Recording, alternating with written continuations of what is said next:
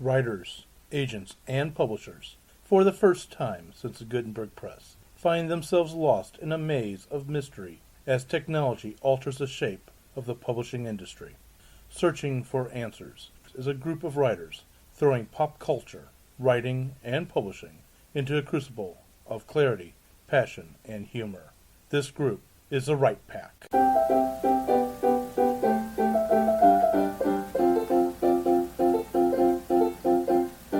Welcome back to Right Pack Radio. This is your host, David Allen Lucas, author of Crazy Things, president of St. Louis Writers Guild, and president and producer at Winding Trails Media, who brings you Right Pack Radio. And with me today is my fellow murderess. I only talk about poisons, which I did yesterday, so I don't have to talk about poisons today. I'm Fedora Amos. I write Victorian whodunits like Jack the Ripper in St. Louis and Mayhem at Buffalo Bill's Wild West. You can find me at Wine, Wit, and Lit. Just Google Wine, Wit, and Lit. That is going to be on the 14th of August at Patrick's Westport from 1:30 to 3:30. A lot of great authors, and it's for a wonderful cause. It's for breast cancer survivors, a benefit for breast cancer survivors.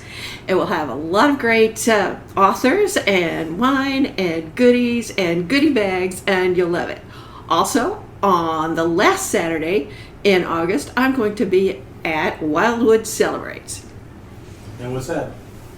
Wildwood Celebrates is a Wildwood, community celebration where they have music and food and various kinds of artistic things, and one of which, Sisters in Crime, is going to have a table, and I'm going to be at it in the afternoon. Excellent. Very cool. I'm Brad R. Cook, the author of the Iron Chronicles, which is Iron Horseman, Iron Zulu, and soon this November, the trilogy will be complete with Iron Lotus. You can also pick up A Clockwork Heart, my short story, online as well. And I will be, along with David, at the Big River Steampunk Festival, Labor Day weekend in Hannibal, Missouri. Come on, check us out. If you've ever wanted to watch Brad and I duel it out with swords, Real ones. again, we will be there. I hope you choreographed that well. Actually, we don't. We actually Oh my goodness. We don't choreograph. You're going to it. come home short of a limb, maybe? No, actually, Brad and I are both expert enough in our styles. We actually spar. Okay. And It's good times. do it safely. Sounds cool. And we have a brand new guest today. I'm Catherine Bakewell. I've listened to this show for a while, and this is my first time speaking here. Yay. I write poetry, historical fiction, and historical fantasy. I am also Jennifer's cousin, and currently her editor for her project Threadcaster. Ooh, you're the mysterious editor of Threadcaster. Yes, exciting. Yeah, and I'm currently querying one of my projects right now, so Cool. Good luck. Good luck. thanks. And congratulations for getting it out there. Thank you. That's a big step. It is. Yes. I'm Lee Savage. I'm author of erotica for the Truly Wicked, and recently, with a interview that just came out, supposedly I am now a spokeswoman for erotica. Hey! Woo! They said I was a leading spokeswoman for erotica. There So you go. okay, I'll take it. I think I'm the only one, but I guess that's what makes me the leading one. That's because you're the only one with the guts to do it, sweetie. Yeah, well, there's that. So, also under the name Carrie Lee Williams, I have my tamer side, my alternate personality, my children's books. And also, And I'm Melanie Qulaney, author of nonfiction, science fiction, and fantasy. yeah, she's a scientist in the room. And my name is Jennifer Solzer. I'm a children's book author and illustrator. I'm currently writing a YA fantasy called Threadcaster that Catherine is editing for me. She's done a good job so far. We're 1/3 down, working on the next third, and then the third, and then it'll be done. And hallelujah, amen. Yeah. Congrats. So you can check out more about that at threadcaster.com. Thread like Springcaster like magic. And you're still the author of Dog Park. I'm still the author of Dog Park. It's still out there. Still going. You can find me on Amazon. I don't think that'll ever change. Oh, it's, You'll always be the author of Dog. Yes. it's one thing we can count on in this crazy world. Boy, we need a lot. So, today we're going to talk about sassy characters and historical fiction. Now, sassy characters can apply across all the genres, but we've had several authors here who write some form of historical fiction, so let's talk about sassiness and historical fiction and sassy protagonists. What makes the character sassy? I'm looking right at Fedora. We should define sassy. Oh, fine. What is that? What is sassy? I didn't volunteer. I just said we should. Well, I thought we were going to have our guest define sassy. We'll have our guest define Wow. sassy. Well, we can discuss a little bit and see if you guys agree with me. Please. They just caught you on the fire. That's okay. I guess I'd say headstrong. Sometimes sassy involves a little bit of a bad attitude. I guess it just kind of depends on the context. But I definitely would say a willful character, and they get things done on their own agenda kind of thing. Willful, I think, is a very good adjective to describe. And it's almost always exclusively applied to women. It's difficult for a man to be sassy. If he is what we would call sassy and a woman sassy, we'd call him strong. He is forthright. He is definitive. Or just a jackass. But anyway. Well, just to put it out there officially, the dictionary throws out lively, bold, and full of spirit. Cheeky. Cheeky. Cheeky. So, there you go. You are cheeky. The dictionary's definition for you. It's time to retitle this episode Cheeky Protagonist. Considering how much of a British audience we have, that would actually work. Though, actually, I have to say the Urban Dictionary might actually throw it out best. Possessing the attitude of someone endowed with the ungodly amount of cool. Oh, yeah. You know what? I like that definition. The godly amount. Oh my Because the sassy characters I've liked in stories definitely fall into that category. So, They say what's on their mind, for one thing, Exactly. which in most periods in history, women were simply not allowed to do Exactly. because they were treated more or less like children. In fact, the United States Supreme Court put them in the category of criminals and children as reasons why they were not able to get the vote. well, let me take this even back further. Let's go to ancient Greece. Which, by the way, complete side conversation. Wherever the term a dumb blonde comes from, I don't understand. It's got to be something more modern because blondes back in ancient Greece were treated as equals to males. However, if you weren't blonde, the women were not allowed much out of the house. They definitely were not allowed to go shopping.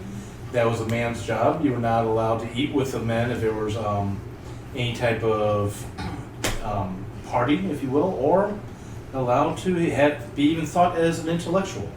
I have a Anyway. theory on that. You're right there. The women with colored hair decided to call the blondes because they were jealous because the blondes got to do everything. Well, that surprised me. But, so, yes, unfortunately it's a holdover and still exists of a, how do I put this? A prejudice. Sexism? Let's go there. Yeah, thank you. That works. I was going to say prejudice, but yes, a sexism point of view. Fedora is our sassy female protagonist. Well, I tried. I don't think We it's love her pretty for hard. So, and that's why in historical fiction, we're using the term sassy because, unfortunately, the way history has gone, women have been looked down on in its history. So, and had to literally do a lot of fighting to get to equality, and yet we're still not exactly there. Absolutely. Yeah. AAUW says that women still only make 78 cents for every dollar that a man will do in the same field, in the same job. So how do you write a sassy character? Outside of the fact it's got to be female. Okay. I'm just We'll saying. go around the circle. Brad writes them too. I do. I'm ready to jump in, but I was waiting for you. No, I'm just throwing it out there as a throw out to everybody. Have a feast. Jump on it. First of all, I think they have to have a mind of their own because they can't continue to go with society's prescriptions of what they can and cannot do. If they're going to be sassy, they're going to have to break the rules of some kind, and they may not be the kind of rules that would lead them into a life of crime per se, though you could get arrested for a lot of things that seem strange today in terms of what women were able to do, like wearing men's clothes, for Yes. example. They could have gotten arrested. Sheer for wearing that. of pants. Yeah.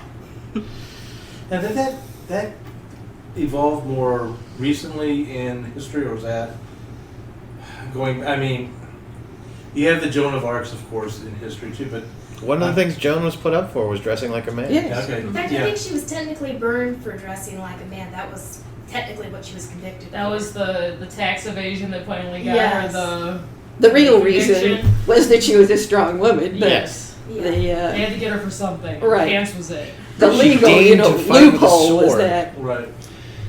Well, the reason why I asked that was there was a story, American Revolution, well, afterwards actually, and they were doing paying the veterans later, and there was a woman who stood up to collect her fee, and nobody believed her until she did the actual rifle drill right there in front of them. Like, oh yeah, you did. Well, you to did jump something. on that, almost every military, war in history has had women fighting in it. Yep. We can't. I don't While know about pretending all the to way be back. men, Yeah, so it's pretending still to be there, men. too. Yeah, but the samurai and the feudal Oh, yeah. Japan, the Middle Ages warfares, the Civil War, all of that has had a significant number of women who went and fought.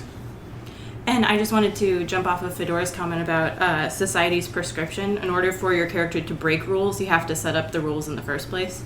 And so that introduces a really cool world building opportunity, because we don't want to take it for granted that girls are lesser in this society. We have to introduce what our society is and what the rules are when we start creating whatever story we're trying to tell. Yeah, one of the things that really annoys me about a lot of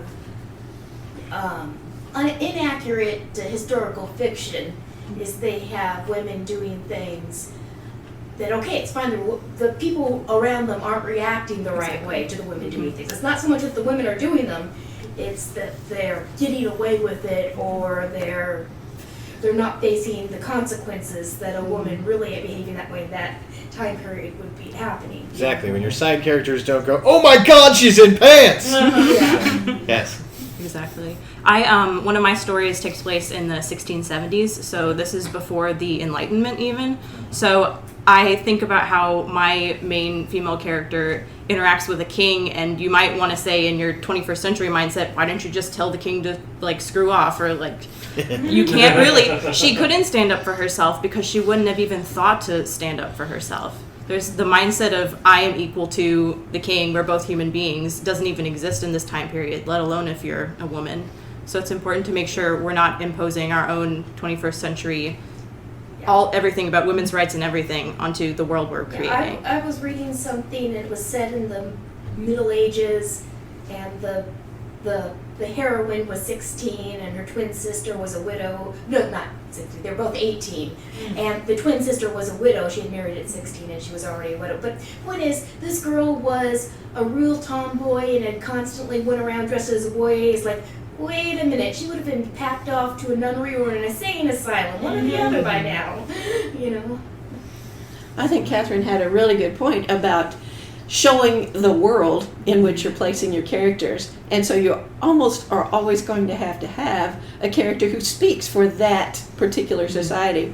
In my case, it's Aunt Tilly, who is about as straight-laced Victorian as you can get, and she is the chaperone of my heroine, Jemima McBustle, on many occasions, and tells her what to do. And to us, it will sound absurd. But to them, it was actually the way the world was supposed to work, because women's main job was to be a true woman.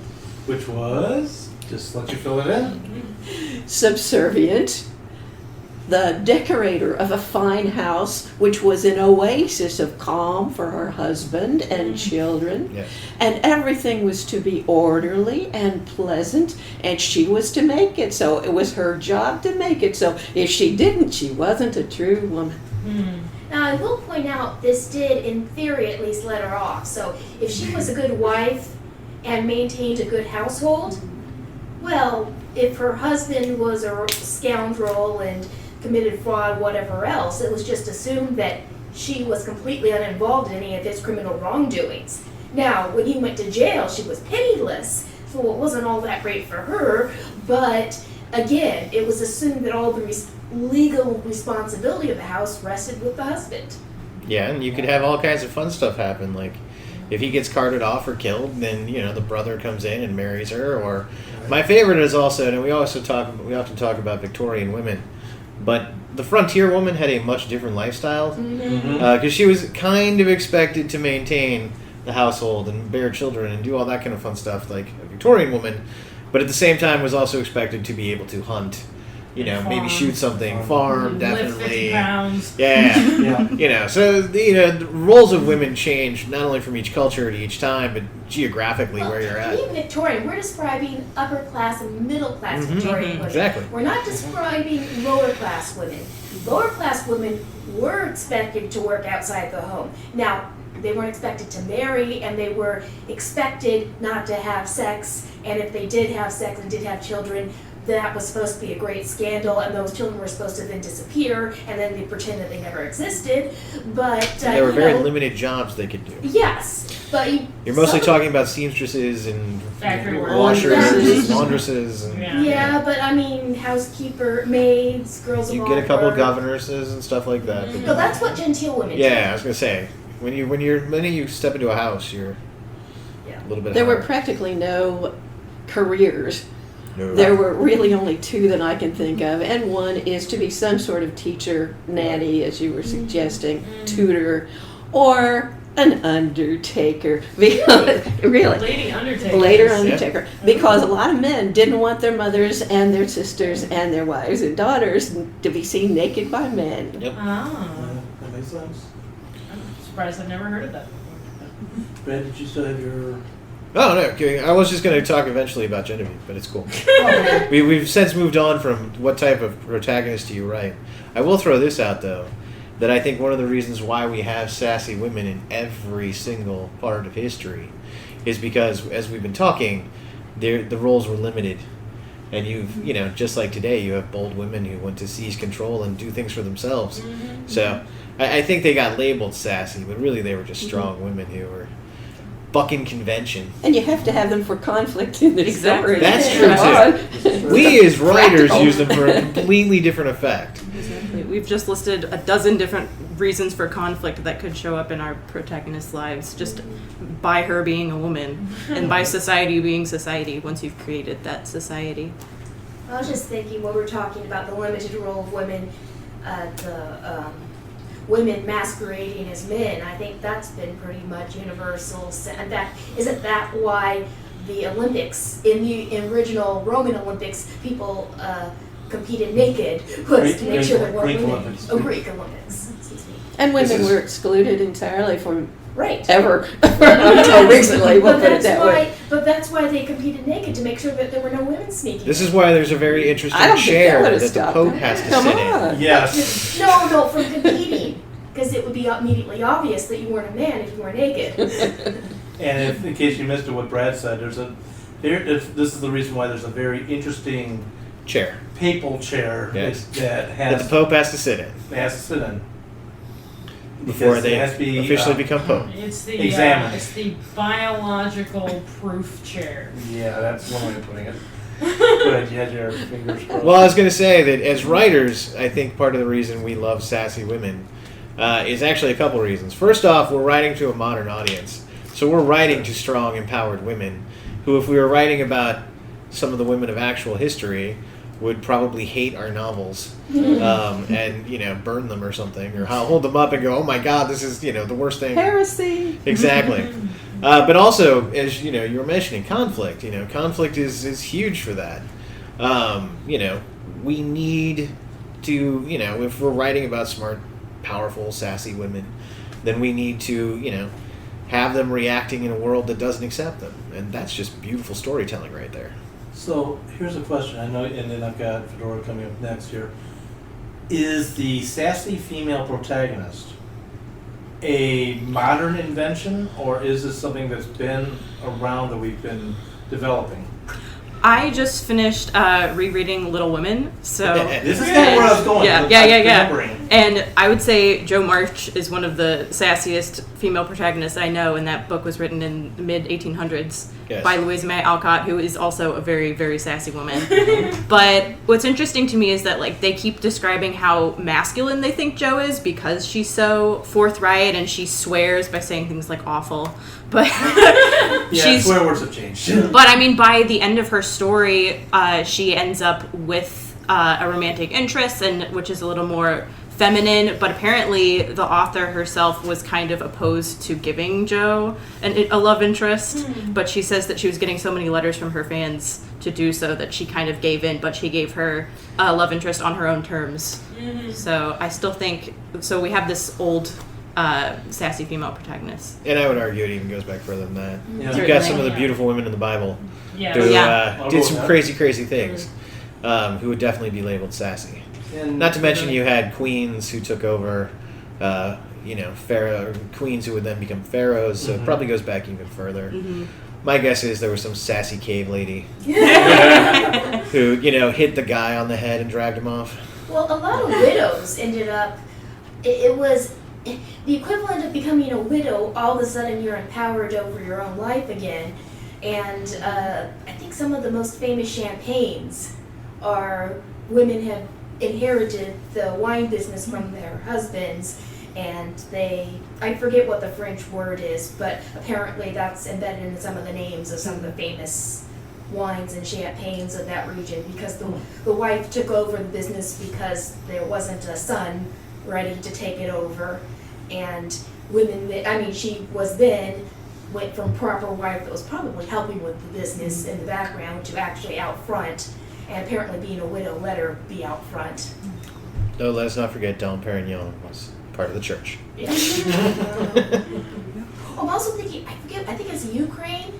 I think they're called the Virgin somethings of Ukraine, but apparently if there's no male around, and I might be getting the country wrong, so please don't quote me, the women can basically, with the community's full approval, just start acting like a man, dressing like a man, behaving like a man, and take over.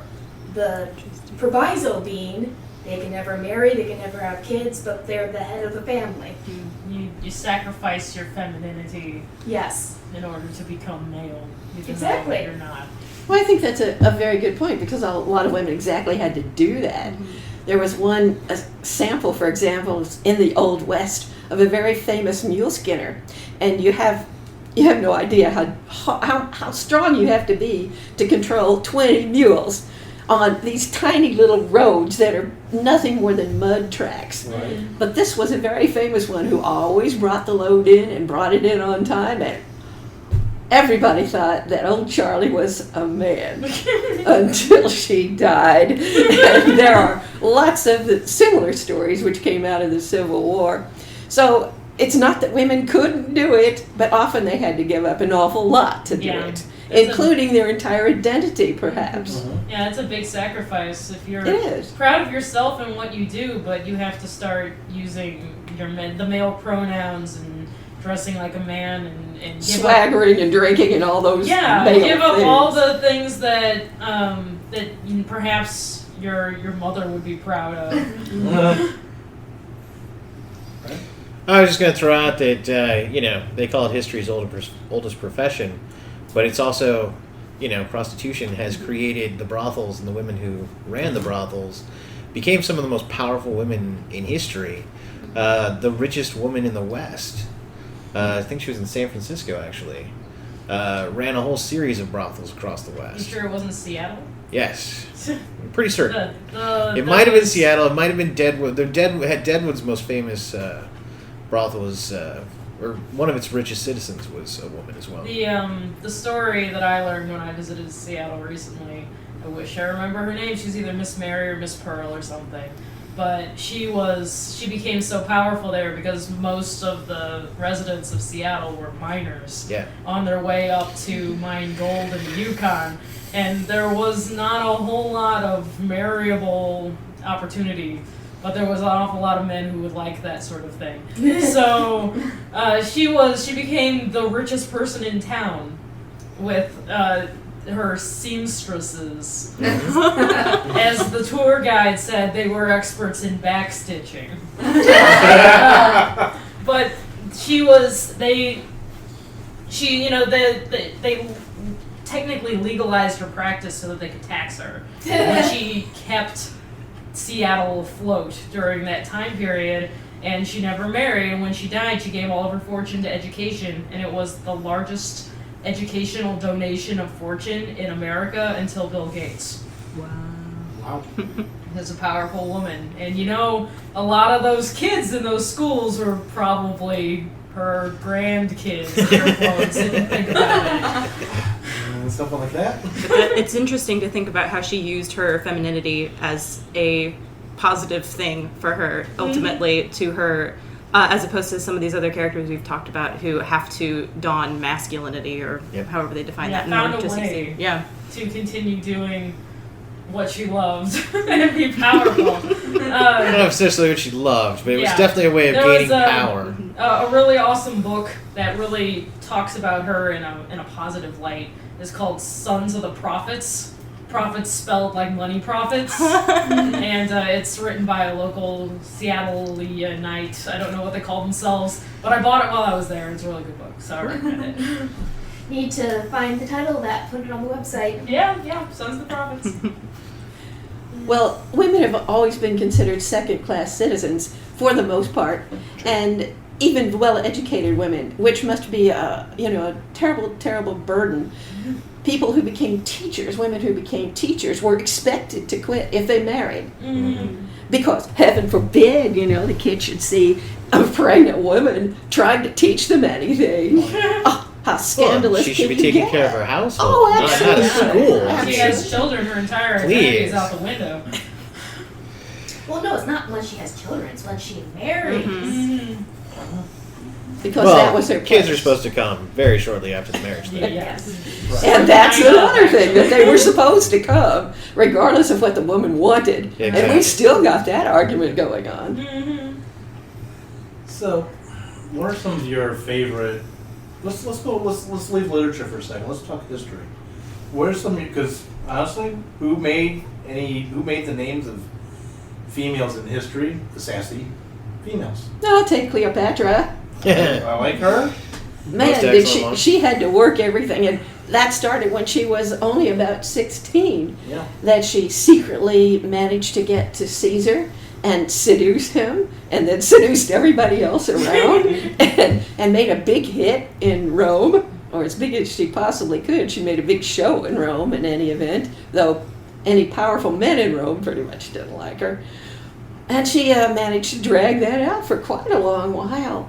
Yeah, she And, was multilingual, and she challenged Rome, and if well, I mean, she did become essentially a pharaoh of Rome, or a pharaoh of Egypt. I mean, and that's seriously impressive. But Egypt was a. Now I will throw up to counter that, not to counter, but to add to that, Hatshepsut, who is one of the most powerful female pharaohs that comes out of the Egyptian times. And she ran Egypt like any man could, so I've always loved Hatshepsut, so she's an awesome pharaoh. And go to her temple, because it's very, very cool. I want to hit there one day.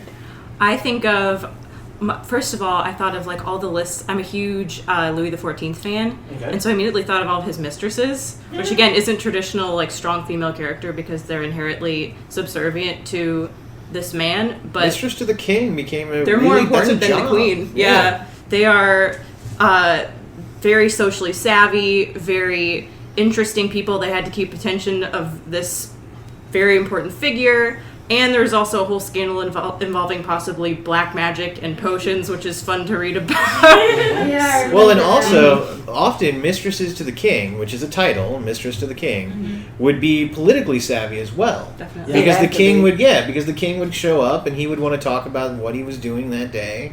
And a lot of them would give their ideas back and forth. There's actually the first one in France, I cannot remember her name, was actually killed and murdered because they didn't like the political advice. The king's rivals didn't like the political advice she was giving. It was too good. The king is one of his chief advisors, basically. Exactly. Yeah, I know for Madame de Pompadour, Louis XV's mistress, even after their flings ended, they still ended up being BFFs and talking about political things up until he died, I believe. I was thinking of, in that vein, the other Boleyn sisters. So apparently there were 3 of them, the 3 sisters rather. And the third one, you wouldn't really think of her because the one that became Queen of England is the sassy one, but she messed up.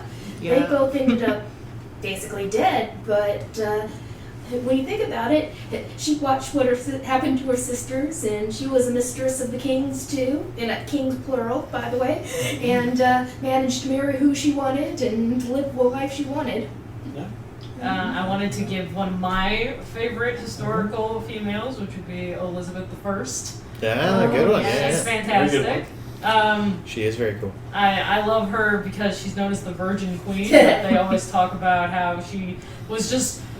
And she stayed a virgin queen because she kept getting engaged and then blowing them off, and then getting engaged and blowing them off, and she never got married. She didn't need to until there's that one movie where she marries England, and yes, she married England. She married England, and that was her. However, she was, her lover was a pirate. Yeah. So I mean, let's just throw that out there. Right there. She was a very strong female to take the throne young and then just kind of run with it. Yeah. Plus all the scandal, like Mary Queen of Scots and all that stuff. It's like she might have killed people. On the slide. That's part of the job, I think. Exactly. Yeah. Especially in that day. War for certain, but.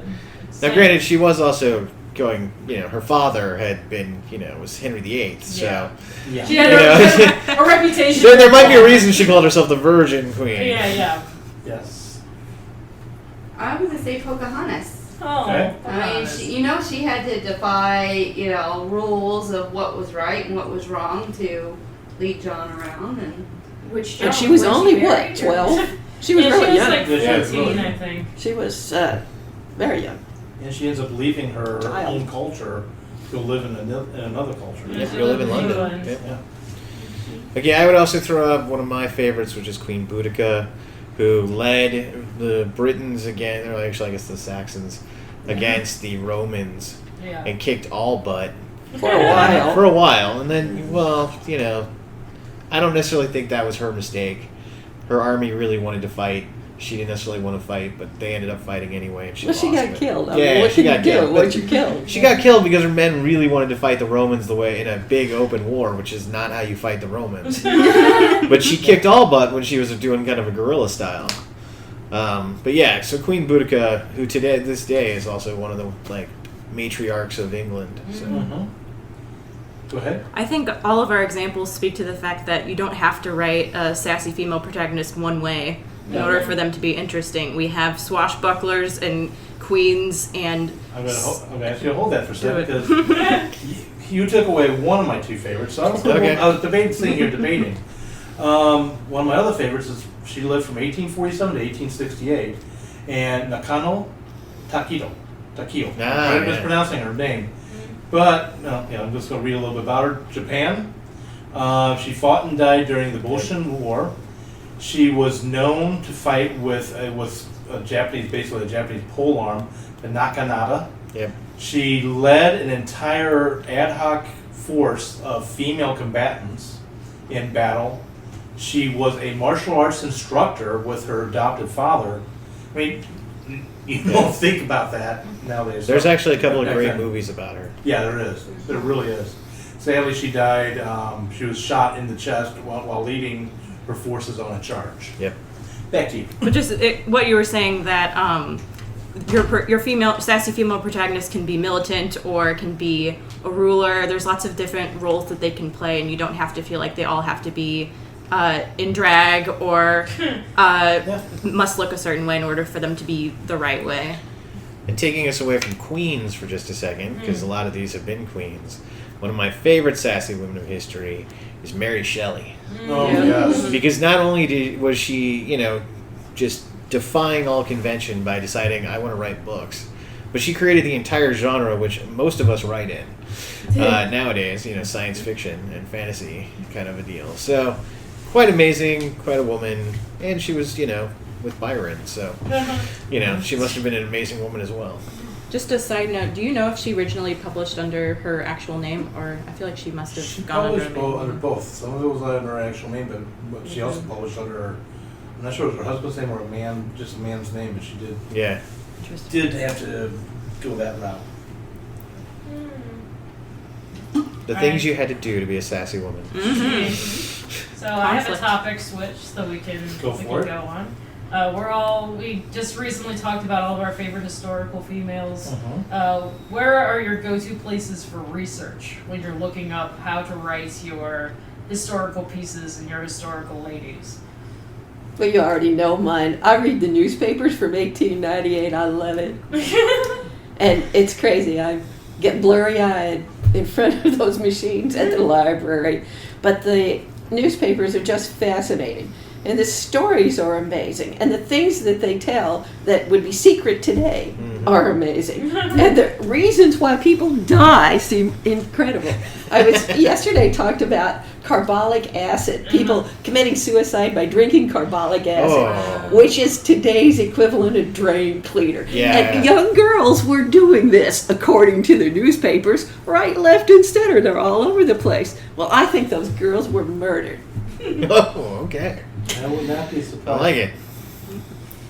So, Brad, what? Yeah, so well, I as well enjoy newspapers. They're a wonderful, wonderful resource. I am also a big fan of, like stories. So I go through history, through everything that I can grab. Usually they're in books of all of these amazing, historical women. I love historical time periods and, weird events from history and all that kind of stuff. I try and incorporate a lot of them into my books. Not quite as directly as George R. R. Martin. But, I do try and use them. But I love, just sucking up all these stories throughout history. So literally from the dawn of time until yesterday. The stories of crazy women, awesome women, powerful women, and then, dudes too. Dudes too. Anyone else? I'm currently a university student, so fortunately I get access to a really cool library at my school, and also things like JSTOR online, so I can look at articles and stuff like that. So I pull from research for one of my classes, for example, and I end up incorporating it into something I end up writing. So that's lucky. Cool. You also do a lot of research into opera. You Yes. wrote some opera essays, and that also gives you a chance to research history. Yeah, I feel like, our art speaks so much about ourselves, so if you can look at the art of the past, too, and learn about the people then. Especially about how they viewed women back then. Yes. Well, and you've just opened the door for what I was going to ask next, which is, obviously we talked about sassy women who are being written a lot with not trying to avoid modern takes on what women do. Do you think these type of characters are needed even in today's society, and if so, why? Well, certainly. Definitely. So my audience tends to skew younger. Softball. I write young YA. So I look at it as, hopefully there are young women who have read my novels, who read Genevieve, who is a, sassy Victorian woman. And, they identify with her. They see that they, too, can be powerful and strong and, wear pants if they want to. So, yeah, for me, I totally see it as a sense of hopefully inspiring, some young woman to turn out to be Eowyn. Because as a young kid, Eowyn was a huge influence on me. So, if I can impart that awesomeness to anyone below me, that would be awesome. Oh, I certainly agree with that. And she just I love her. I was thinking about how I write my characters to be characters first. And so, their femininity is not, a gimmick or anything. And so, hopefully, regardless of your gender identity, you identify with the characters I write and you see yourself and how these people act and what they experience. And so, regardless of their gender, you feel the emotions that they feel. So that's what's important to me. No, I think that's very important because those of us on the panel here who are women, who are growing up through media, we are expected just by default to identify with all of the male protagonists. And as a matter of fact, I identify mostly with the male protagonists in most things that I watch and read. because I identify with that strong character. And I can see myself in that strong character, and so often the ladies present are not written to that level. You know, if as much as I talk about Babylon 5 on this show, if Lando were a woman, I would hope that he would be written to the same level that makes him such a good example for all of these arguments that I always bring up here. It's like I've taken far too much of my conscious time analyzing him and thinking about why he did the things he did and why he made the decisions he made, and it's almost a shame that there aren't that many women characters. There are good women characters in Babylon 5. Like, Lando and Delenn have a lot in common. So JMS would have. Yes, indeed. And so there are other, men and women authors that have written strong female characters, but there needs to be enough strong female characters out there that young boys are growing up and looking at their characters or finding Eowyn's. Well, see, that's just it. Like, I read, like 12 years old, I read, The Lord of the Rings. And I liked Aragorn and I liked Eowyn. And not necessarily together, because I really liked him with, Arwen. But, Yeah. the two of them were amazing. When I read the Dragonlance Chronicles in high school, I loved Sturm, who's the big knight dude from that book. And I loved Lorana, who's the elf, from that novel. And Kitty Yara as well. She was pretty cool. But she did a lot of bad things. Yeah, she did. But, so I, as a young, little dude running around, I often would identify with the strong female protagonist, and I definitely know that is one of the reasons why everything I've ever written contains a strong female protagonist. Well, let's take this to a modern child era. There's a reason why the movie Frozen became so popular. I worked for a short time, for about a year or so, in a craft store at the mall, and one of the things that one of my fellow crafters would make were Frozen-themed outfits and hats and doll clothes and things like that. They weren't Frozen licensed, but they were Frozen enough looking that you could tell what they were. And the number of little girls who ran up to the window pointing and yelling the names of the characters was cute, but the number of little boys who ran up pointing and yelling the names of the characters just warmed my heart, because there's the little boy who really wants to get the Elsa hat because he loves Elsa so much. And you know that there's probably a large fraction of our modern culture who would tell him to stop loving that character because she's a princess. She's a queen, actually. Elsa's a queen. This is important. Yes. She's one of the few queens in Disney canon who isn't evil. Isn't evil. Just before it turns over to Fedora, because that's... No, maybe she did freeze her entire We city. did not No, endorse... she made a mistake or two, okay? She was scared. Disney, please don't look for people who are selling this stuff for them. Let the people I enjoy name it. no names. Exactly. The store is now closed. There you go. Sorry, legalese. Yeah, I was going to say, there's the paralegal jumping out. Yeah. I am so glad that we write fiction, because history has been unkind to unorthodox women. I want to tell you a little story about a sassy woman, a real person who lived in St. Louis, born in 1880. Her name was Isabel Patterson, and she was so sassy, that's what they called her, Sassy Patterson. And Sassy Patterson had her own way of doing things, that's for sure, and it wouldn't make much sense to much of anybody else. When she was 20, she up and married a shoe salesman named John Folk, who was a creep when you get right down to it. He was abusive, and he did not make a good living, and so Sassy left him and came back to St. Louis, where she was kind of the belle of St. Louis for a while. Lived at the Jefferson Hotel. On what money? I have no idea. and got up around 10 o'clock at night and then enjoyed the evening somehow or other, but managed to land herself a rich guy from Denver named Springer. So she married him, and I'm not at all sure she ever divorced Folk, but she married Springer. But all of the time, she was writing hot, steamy letters to Tony Von Fool.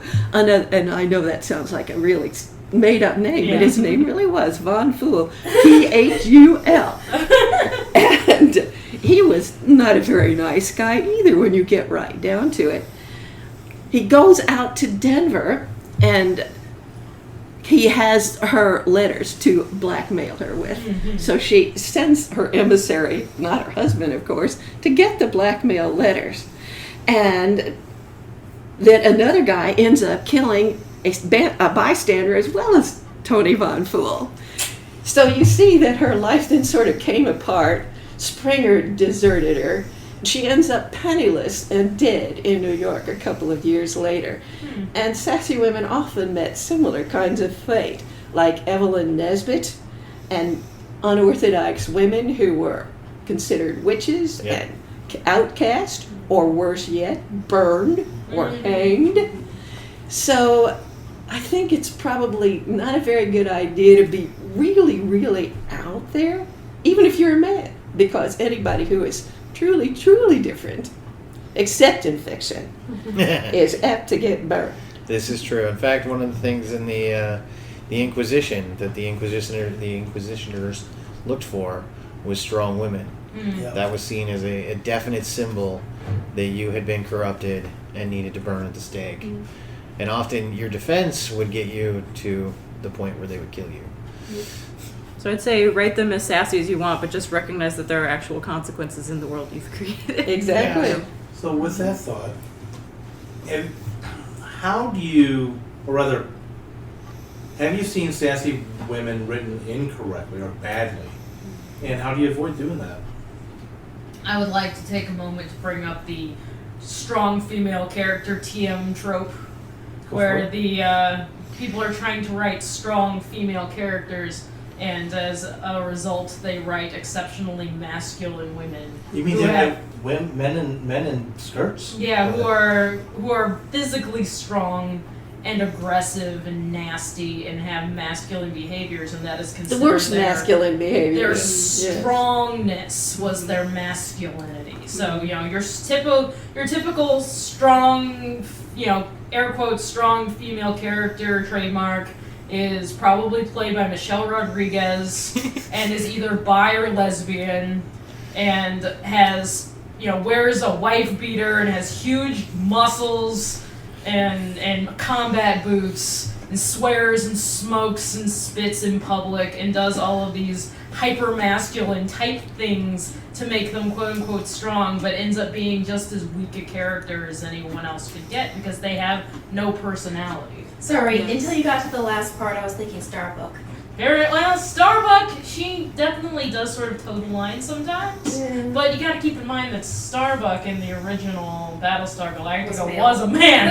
So they really, I think what Starbuck was trying to reinterpret a character and give that gentleman a little bit of a legacy in the new character still. The new Starbuck is more masculine than the old Starbuck. Let me just point it out. He had beautiful blonde hair. His face. I was just going to say that I think that the character that Jennifer just described often in movies ends up being secondary to a male character, and then it's usually her sassiness is her great flaw that the man will overcome for her, and she'll soften, and then they'll end up together in the she'll cry, and we'll find out that it was all a shell to cover a soft nougat center. Yep. Not good writing.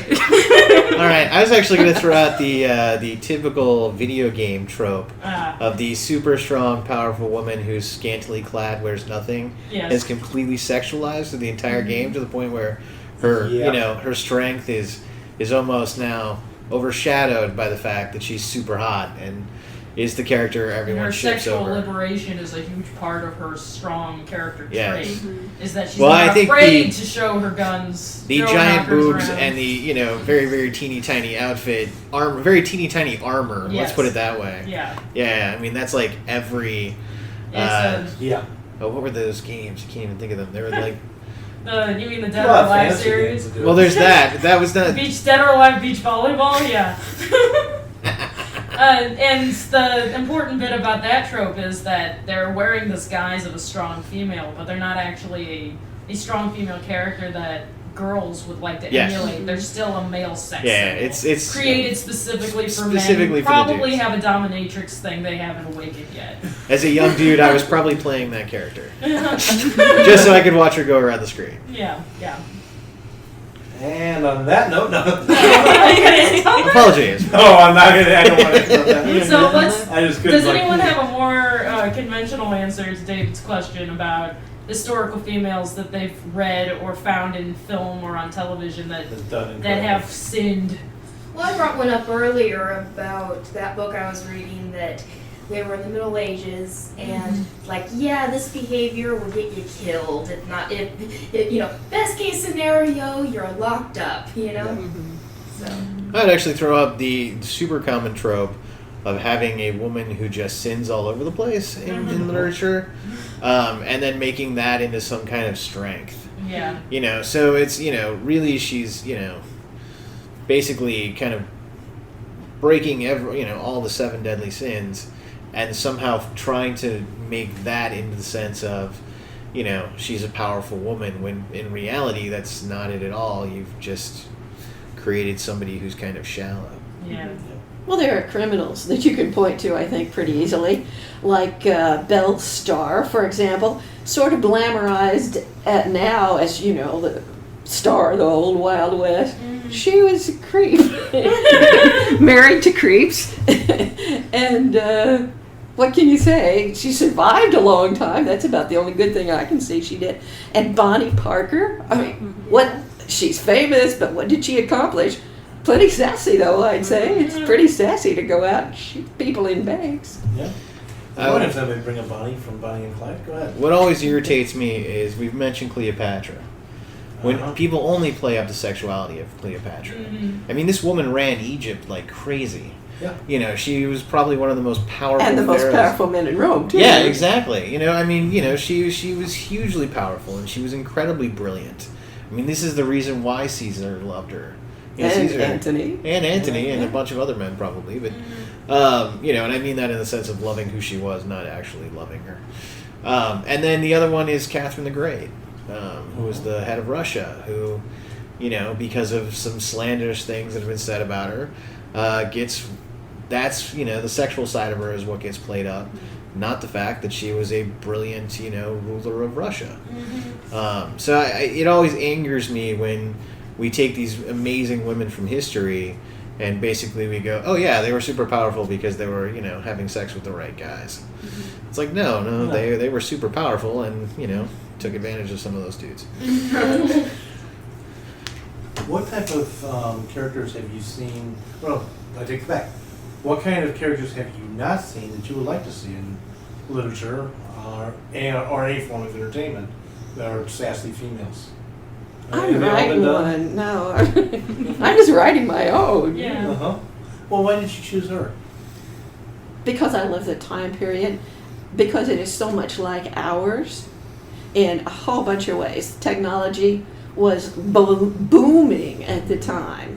I guess what I mean by this is, I know you love that time period, and I know why. I can understand the fascination, but you could have written about a male character. You chose her. Why? Because the obstacles in her path are myriad. In a man's path, not so much. Excellent. Makes for a lot better conflict, I think. Female characters I'm always looking for are specifically lady characters who are living an adventure that doesn't hinge entirely on their romantic interests, and or finding a match somewhere or something. Like have a character who is a woman who is living a character arc that involves her growing up. Have a female character whose character arc is revenge, perhaps, or overcoming some personality flaw. And it doesn't necessarily, maybe she falls in love along the way, but that's not the most important thing to her life. Life does not begin at man. So when she finds, the goal is not to win a strong marriage as a prize. That's kind of what I'm looking for in female protagonists. It's one reason why I really liked the Frozen movies, because we had 2 female protagonists and their goal each was to overcome some problem, and the men were part of the story, they weren't the whole story. I'm starting to explore writing female characters that overcome the traditional idea of romance and look at unconventional and find unconventional love, whether it's multi-partner or possibly in the future looking at different variations of that. So I'm just starting to explore that because it is still thought that females it's shameful for us to feel the same way that a male would when it comes to the idea of the bedroom and what we want. So I want to start looking at women characters that take control of it and say, no, I don't have to live this, what you've said is right. So, I know it's coming.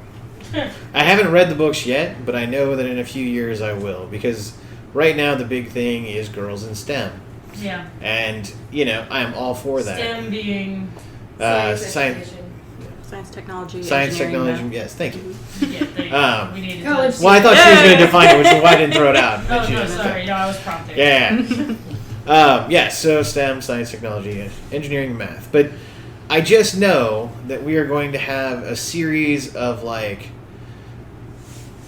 you know, timid women who use science to, like, you know, implore themselves and, you know, move up. And, you know, I don't think we're going to actually get, at least I'm hoping, because I would really hope this is what we end up with, is cool women, strong women who use science and, you know, move forward with it and push science forward and keep going, you know, much like we have scientists of today. You know, these women exist right now in the world. That's what I want to see. I don't want to see, like, a Princess Tale with now STEM stuck on the side of it. Yeah. And I know those are coming. You know, like, I know those bad STEM books are out there, and they're probably getting picked up by agents because that just seems to happen. Yeah, that's what the editors are looking for now. You know, so I know some of them are going to make it through the cracks, and I just cringe when I think about it. Because I would love to see more, you know, something a little bit different than that. I would love to see more about what's almost exactly happening. You know, there's a girl on Robot Wars. This is kind of weird to throw out. But she's one of the engineers there. And one of the things they always talk about is, but you're a girl. Yeah. Why do you have, like, a robot fighting machine? And it's like... Because robot fighting machines are cool. Exactly. And why can't a woman build a kick-butt robot that, you know, shatters the men's robots? It's like, come on. And so that's what I want to see when I read these STEM books and stuff like that. Not necessarily, like, you know, the little happy princess book. Yeah. That just happens to have a little bit of math stuck on the side of it. Well, I'd be interested in a. I was spending my time trying to think how to word this, but the sassy character that isn't action adventure, but in an action adventure story. So I know that's kind of a subtle thing, but for instance, you have the Buffy the Vampire Slayer, and I like Buffy. But it's like, yeah, you have women superpowers and they're all kick-ass, or they're, again, very physically able, even if there's no magic involved. But it's, you know, you can be a hero without being a warrior, basically. Okay. And then on that note, we are going to end this session, and we will see you next week. Have a great week writing, and tune in for yet another interesting topic in the writing industry. To all the sassy listeners out there, stay sassy, stay kick butt. Have you ever written an audio play? Have you even considered writing one? Visit www.windingtrailsmedia.com because currently we are looking for audio plays to produce.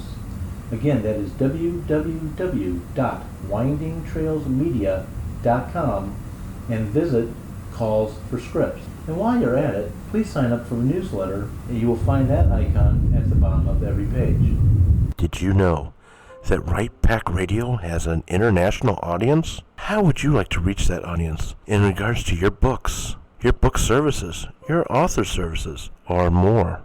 Go to www.windingtrailsmedia.com and look under advertising for more information. If you don't have a script, that's not a problem. We will be happy to work with you. Once again, go to www.windingtrailsmedia.com for more information. The new theme songs for Right Pack Radio were written and performed by Meredith Tate. All copyrights remain with her.